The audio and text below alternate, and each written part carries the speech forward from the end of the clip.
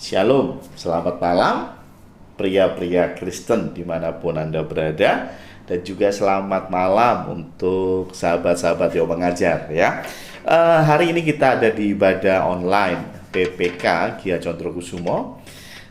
Dan kita akan mulai sebelum masuk ke dalam firman Tuhan. Kita mulai dengan doa. Mari kita tundukkan kepala, kita berdoa. Tuhan Allah Bapa kami, terima kasih karena penyertaan-Mu, karena kesempatan ini tentunya datang daripada Tuhan, sehingga kami bisa belajar bersama-sama tentang firman Tuhan. Dan apa yang kami dengar, biarlah ini menguatkan kami, memberikan kami harapan, dan tentunya membakar roh kami untuk menyala-nyala dan melayani Engkau. Terima kasih Tuhan, Kau urapi hamba-Mu yang kecil ini sebagai saluran firman Tuhan yang besar.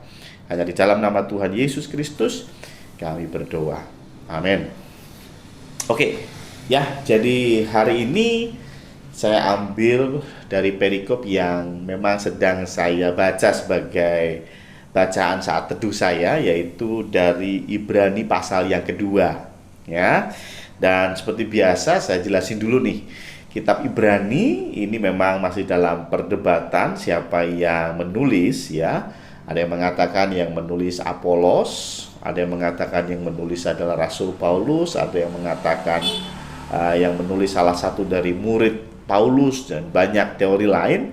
Tetapi buat saya sih gampang aja lah, Paulus aja ya. Ya setuju boleh, nggak boleh, tapi intinya Paulus menulis ini untuk siapa, ya.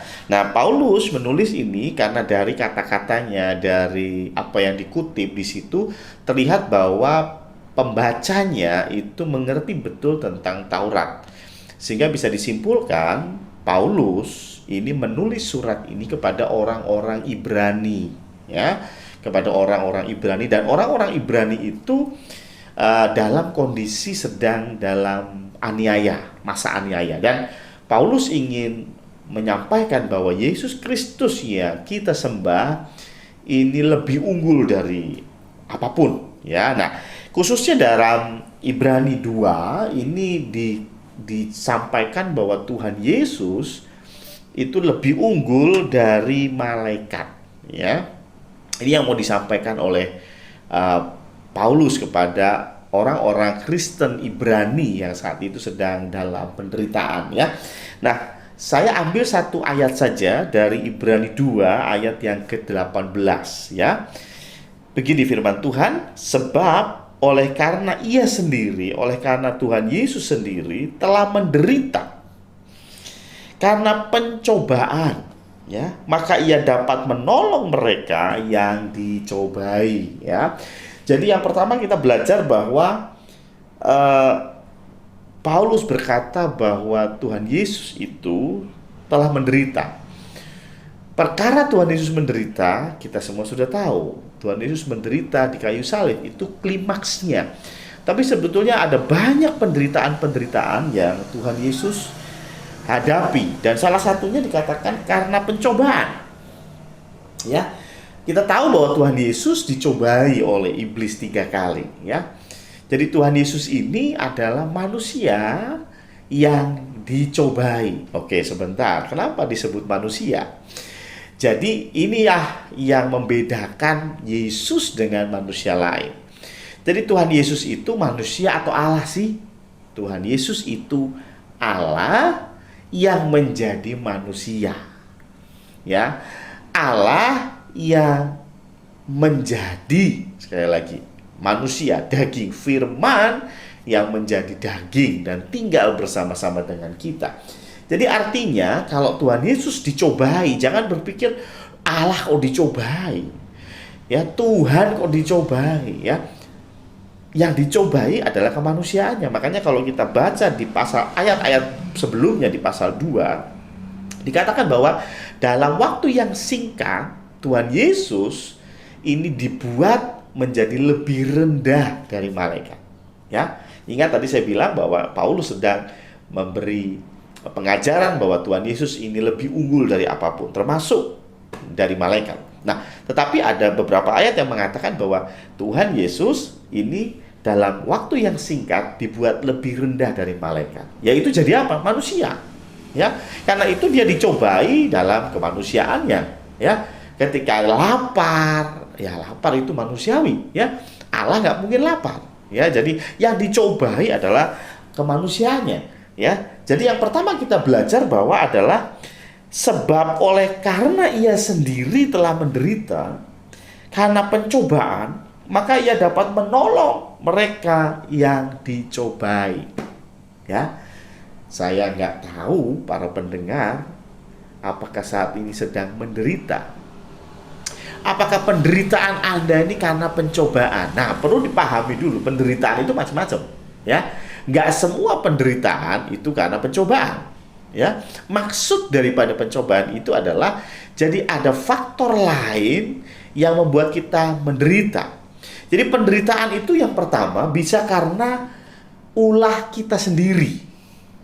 Contoh, kita maling, terus ketangkep warga, digebukin. Kita menderita, tapi menderitanya dibuat sendiri gitu maksud saya, ya. Naik motor, ngebut, wah, kecelakaan, jebret, kaki patah, di rumah sampai 3 bulan, ya. Kemana-mana menderita, sakit semua badannya.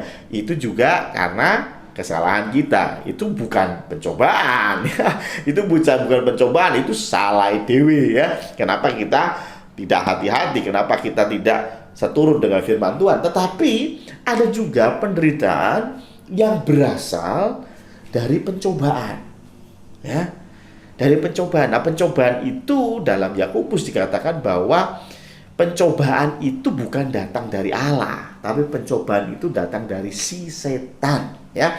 Jadi penderitaan yang kedua adalah penderitaan karena setan.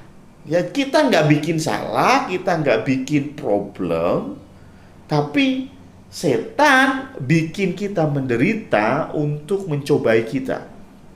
Ya, Tuhan Yesus dicobai 3 kali. Itu semua bukan karena Tuhan Yesus, ya, yang bikin masalah, tetapi karena setan ingin mencobai. Kita sudah hidup benar, kita sudah hidup seturut dengan firman Tuhan, tapi penderitaan tetap ada. Ya, penderitaan tetap ada. Itu namanya pencobaan, ya. Pencobaan, ya. Itu datangnya dari setan. Nah, kita bersyukur karena Tuhan Yesus pernah mendapat pencobaan. Dan karena dia dapat pencobaan, maka kita nggak perlu khawatir. Dia tahu cara menolong kita, ya. Dia tahu rasanya jadi manusia, karena dia pernah jadi manusia. Dia tahu rasanya patah hati. Dia tahu rasanya lapar, dia tahu rasanya bingung, dia tahu rasanya putus asa. Masih ingat ketika Tuhan Yesus ada di Getsemani, dia begitu ketakutan. Jadi Yesus pernah ketakutan. Kalau Anda saat ini sedang ketakutan, jangan khawatir, ya, karena Yesus yang kita sembah pun pernah mengalami itu, dan karena itu dia sanggup menolong kita yang dicobai. Paulus berkata, maka Yesus dapat menolong mereka, menolong kita manusia yang dicobai.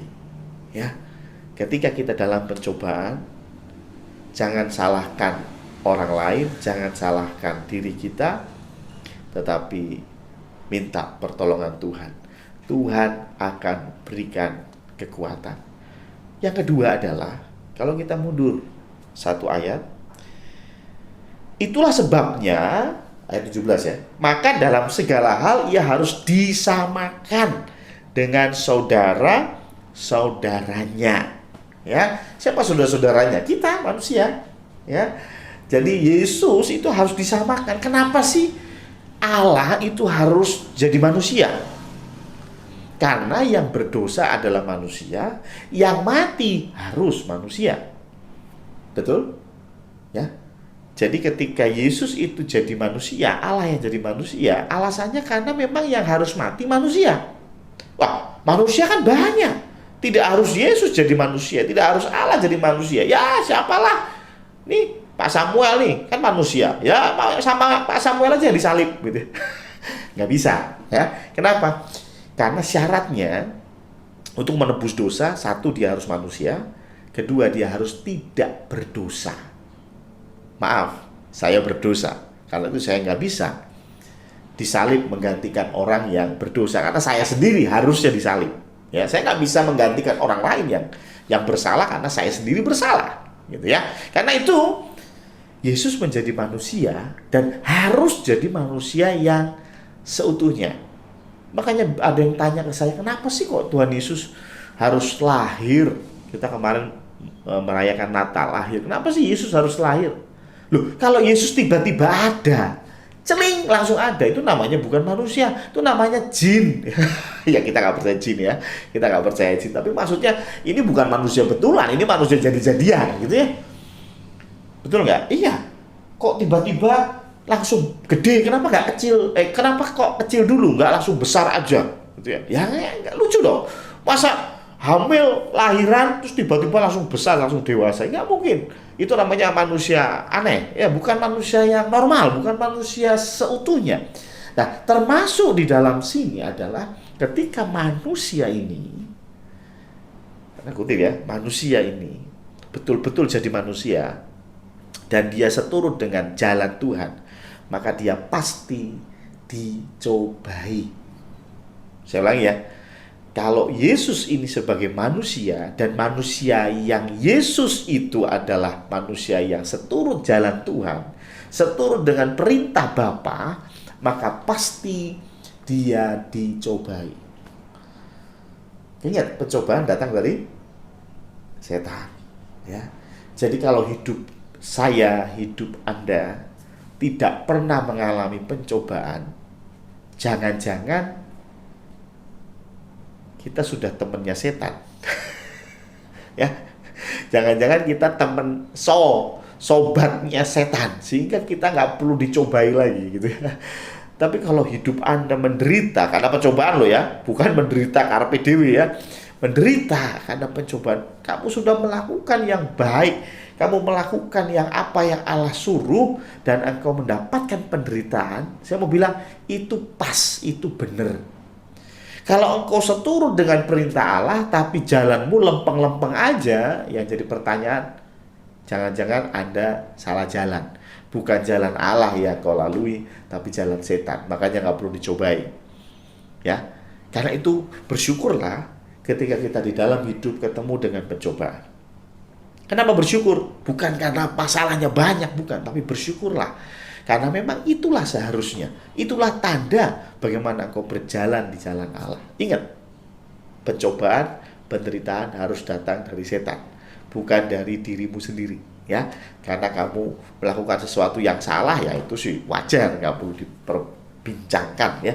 Tapi sekali lagi, ketika engkau berjalan seturut dengan firman Tuhan, tentu kita ini menjadi lawannya setan, maka pencobaan akan datang. Yesus saja, yaitu Allah yang menjadi manusia, itu aja dicobai, apalagi kita, ya, manusia yang berjalan beserta Allah, tentu saja mendapat pencobaan. Karena itu Allah tidak pernah berjanji akan jalan-jalan ke mall.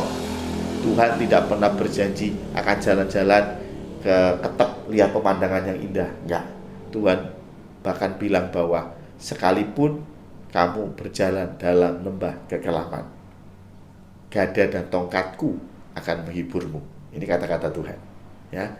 Jadi Tuhan nggak ngajak kita jalan-jalan ke mall, nggak ngajak kita jalan-jalan ke Singapura, nggak ngajak jalan-jalan kita ke pemandangan yang indah, tapi Tuhan sesekali mengajak kita jalan-jalan ke lembah kekelaman, di mana setan akan menggoda kita, mencobai kita. Karena itu tetap bersyukur dalam penderitaan, dan yang kedua tetap berharap kepada Tuhan.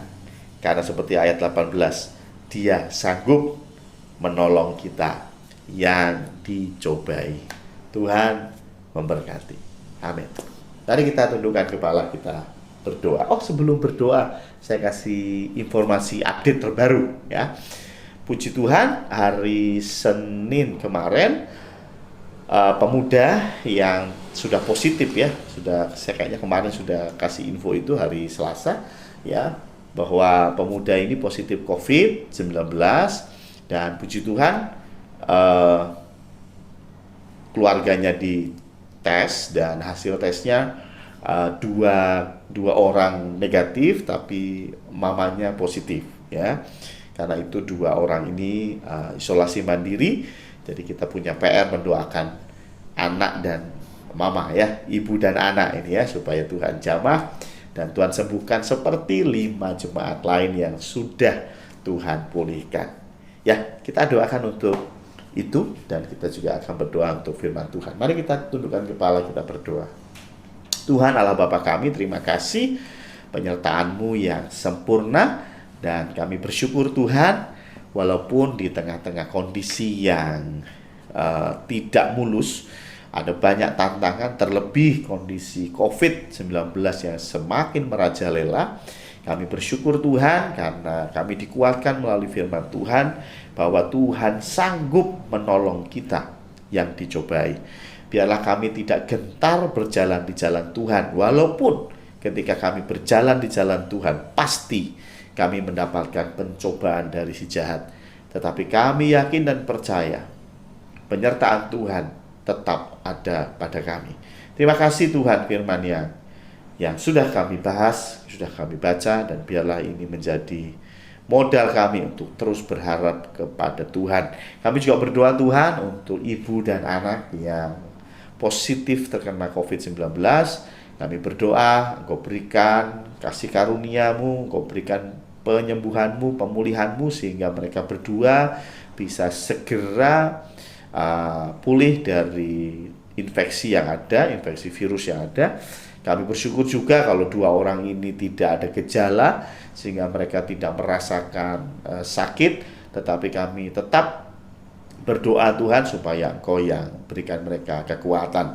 Berikan mereka kekuatan melalui obat-obatan, vitamin, melalui makanan, dan juga tentunya melalui hati yang gembira, hati yang memuji dan memuliakan Tuhan.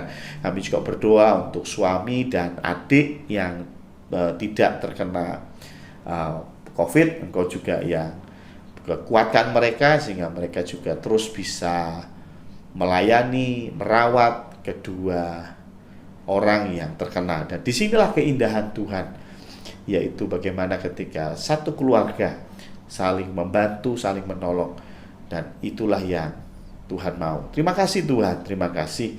Hamba-Mu sudah selesai berbicara, dan biarlah Engkau yang sempurnakan. Hanya di dalam nama Tuhan Yesus Kristus kami berdoa.